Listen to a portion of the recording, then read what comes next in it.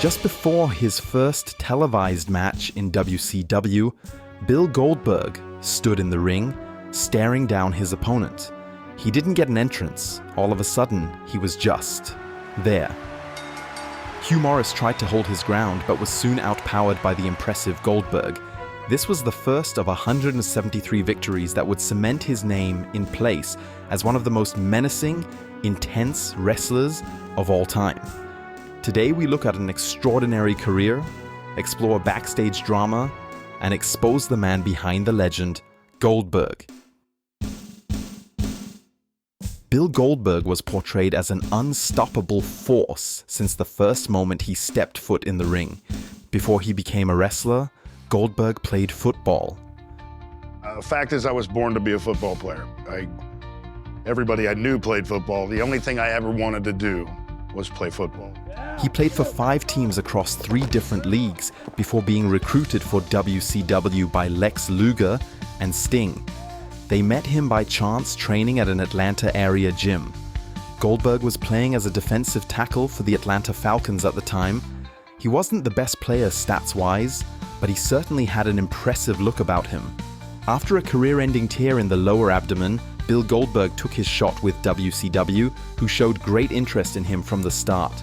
Bleacher Report states they thought it was the ideal time to introduce a new face with immense potential, and so they did. After only a handful of practice matches, he was handed perhaps the biggest push in wrestling history. Standing at 6'4" and weighing around 285 pounds, this mountain of a man could do a standing backflip and jackhammer people into oblivion. He was both fast and strong, despite his comparatively old age, starting his wrestling career at 31. His ring gear is simple, although he did think about putting the Star of David on his trunks at one point to create a more memorable visual. Goldberg is proud of his Jewish heritage, but doesn't seem particularly religious. Kevin Sullivan, the man responsible for the Goldberg character, talks about the idea behind Goldberg's iconic attire. And this is when Tyson retired. And you remember when Tyson used to go to the ring with the short boots? I recreated a badass Jewish Mike Tyson. He was no technical genius. His matches were full of mistakes and miscommunication. They were often very short, around 2 to 5 minutes. Because WCW didn't trust him to work longer matches yet, he didn't have many promos either to protect him from being exposed. Most of his opponents were lower card wrestlers and jobbers, the idea being to build him up as an unstoppable force without sacrificing the standing of bigger, more established stars. Nowadays, enhancement talents are often given an opportunity to showcase their skills and win over the crowd. Not so much with Goldberg.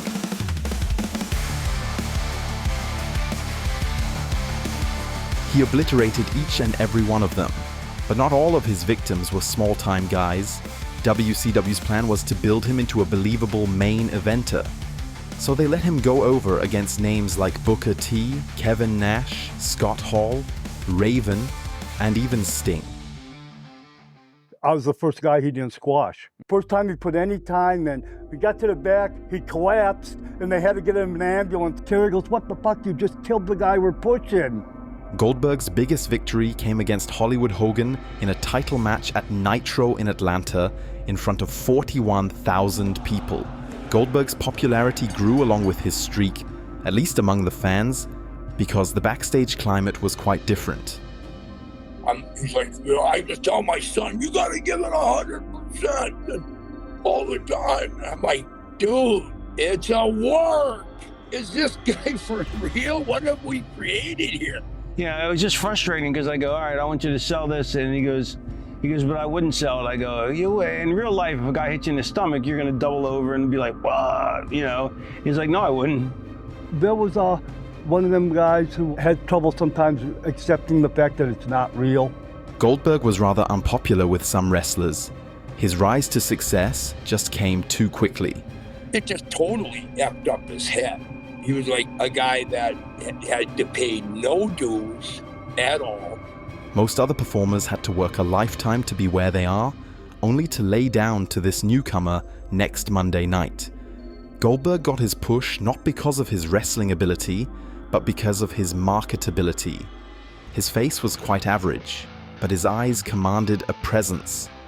His impressive strength and physical appearance were backed up by unmistakable charisma and the innate ability to excite the masses. Goldberg's spear is widely considered one of the best in the business. He was a DT in the NFL after all, but the same intensity that lent him credibility before the cameras also became his downfall.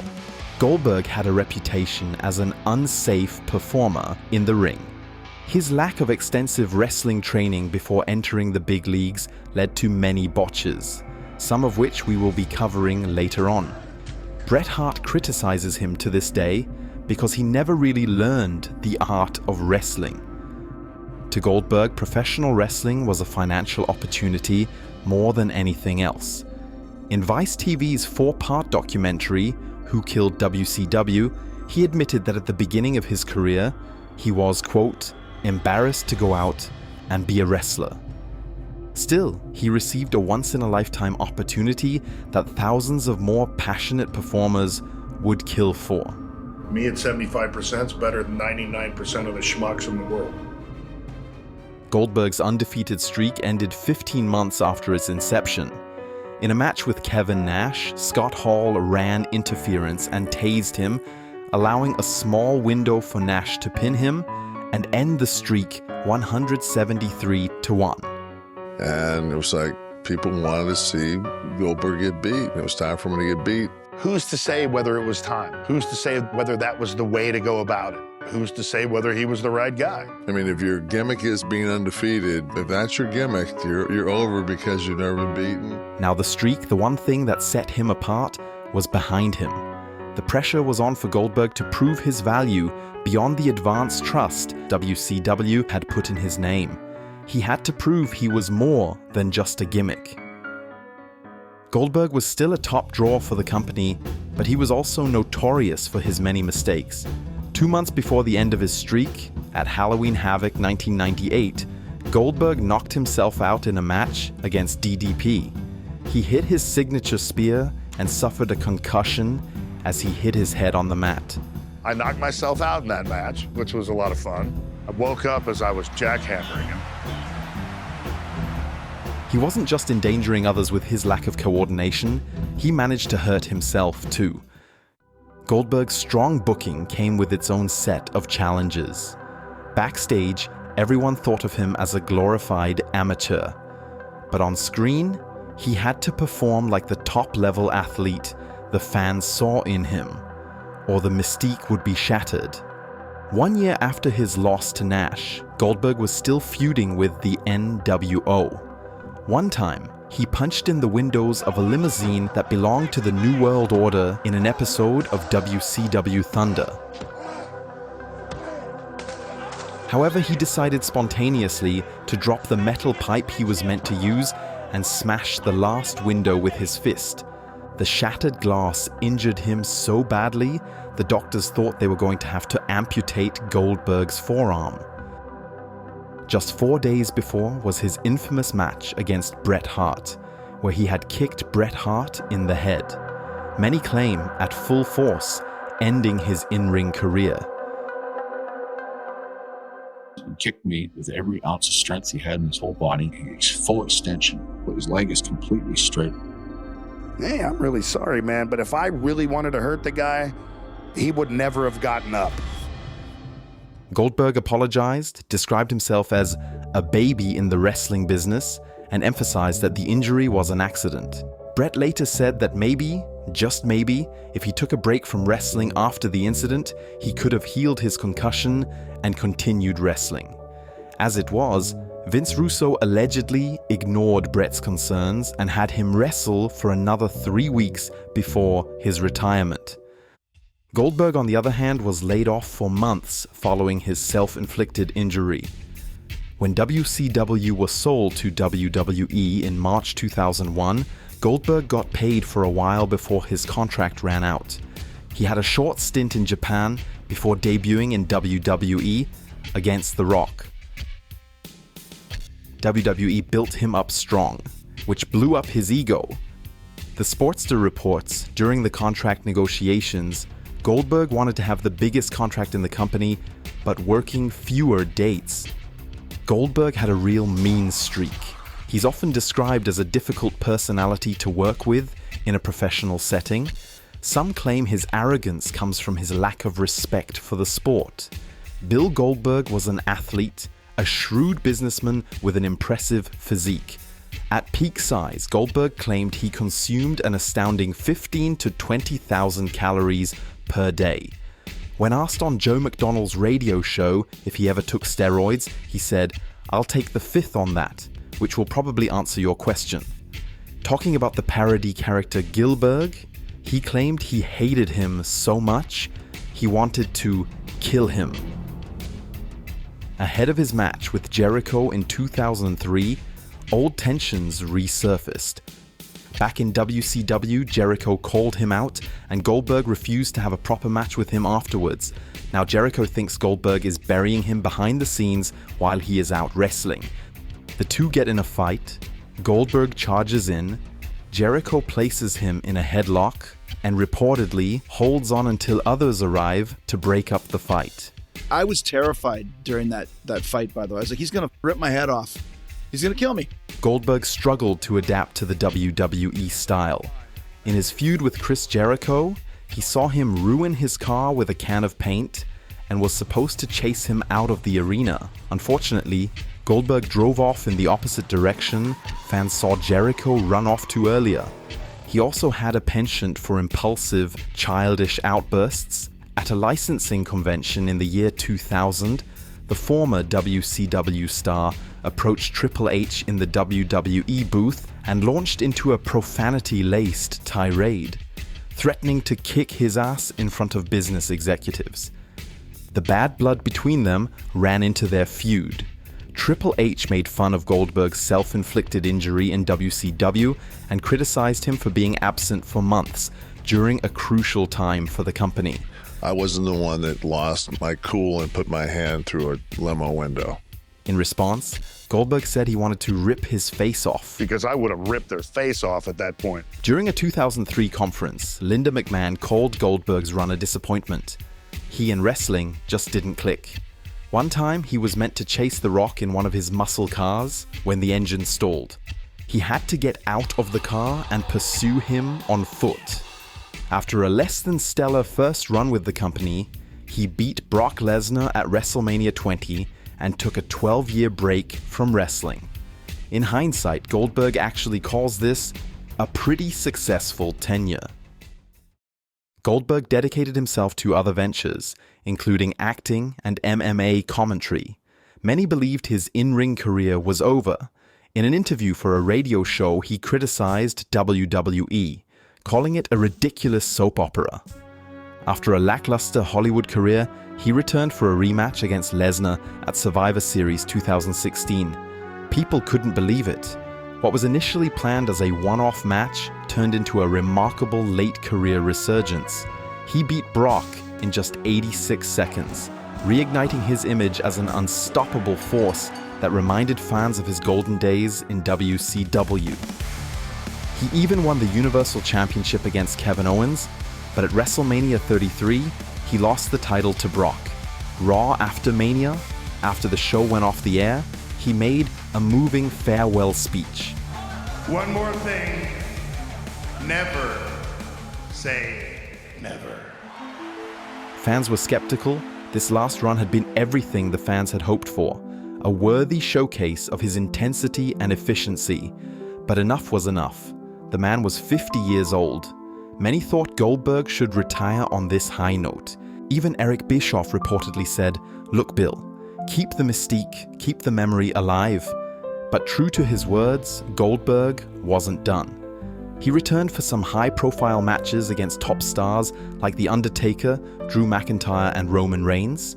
His star power remained undimmed, but his matches were met with mixed reactions. Before the notorious Goldberg-Undertaker match at the 2019 Saudi Arabia Super Showdown, he banged his head against the door, as he always did as part of his entrance, and gave himself a concussion again. This match should never have happened. Both wrestlers struggled to deliver in the latter days of their careers. Their finishes were dangerous and hard to watch. To top it off, when The Undertaker pinned him, Goldberg hooked his own leg, destroying every last bit of believability. At an episode of Raw in 2021, the script said Goldberg should stand up to Drew McIntyre. McIntyre was supposed to act disrespectfully toward the WWE legends present on the stage, but due to time constraints, things didn't go as planned. Goldberg berated McIntyre for his disrespect, for things that he never actually said.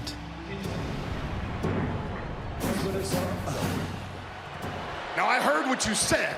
Tired old men and women. All right, I didn't expect any of that. That's not what I said. In light of all these failures, Bill Goldberg is often criticized. He didn't grow up as a wrestling fan. He doesn't understand the business. He doesn't love the business. Doesn't respect his opponents. But Goldberg's feelings towards the wrestling business have changed drastically over the years. Goldberg himself has stated that his love for the wrestling business has grown exponentially. He brought a level of intensity and realism to the ring that nobody had seen before. His rapid rise to superstardom in WCW played a big role in the Monday Night Wars and helped push the industry to new heights. He came into a sport he did not appreciate, but the fans appreciated him regardless. He saw wrestling as an opportunity to make a good living, but the fans turned him into something bigger than himself. A legend revered by many, including his own son. My name is Gage Goldberg. I'm the son of Bill Goldberg, and I've been in the ring a couple times with him. I'm a husband. I'm a father. In 2005, on set for Santa's Sleigh, stuntwoman Wanda Ferreton met a wonderful man wearing a psychotic killer Santa outfit, Bill Goldberg. Yes, Virginia, there is a Santa Claus. They fell in love and got married a short time later. In recent years, fans have gotten to see a different side of Goldberg. No longer just the unstoppable force, he's shown vulnerability and emotion. This is a day I never thought would come. Anytime that I can have him in the ring with me, it's just absolutely, as a dad, it's just the coolest thing in the world. Sounds like me, doesn't it? Bill gets particularly emotional when discussing his family and his legacy. I'm a man who is never at a loss for words, but right now it's kind of overwhelming. At the end of the day, he's just a guy who wants to make his son proud. To have my family here, it's all I ever dreamed of, is having them experience a little bit of what Goldberg used to be, And 23 years after his career-ending injury, Bret Hart is still bitter. He never forgave Goldberg for what he feels was not an accident. Put all that money in his pocket, but never once thought about costing me $16 million when he kicked me in the head. I would have loved to have worked a little bit more with Bret Hart, and I would have loved more than anything to have not kicked Bret Hart in the head. Bill Goldberg, I'd love to kick him in the head the same way he kicked me. To this day, Bret is plagued by memory issues and persistent headaches triggered by the severe concussion he suffered in his match with Goldberg. I regret that I got injured by a guy that couldn't wrestle and has no business of being in a Hall of Fame. And I'm like, I ain't doing it on purpose, dude. I'm terrified. I don't know what's going on. Goldberg's legacy remains controversial, yet his journey is one of a kind. Think of him what you want. One thing is clear. Who's next? There will never be another quite like Goldberg.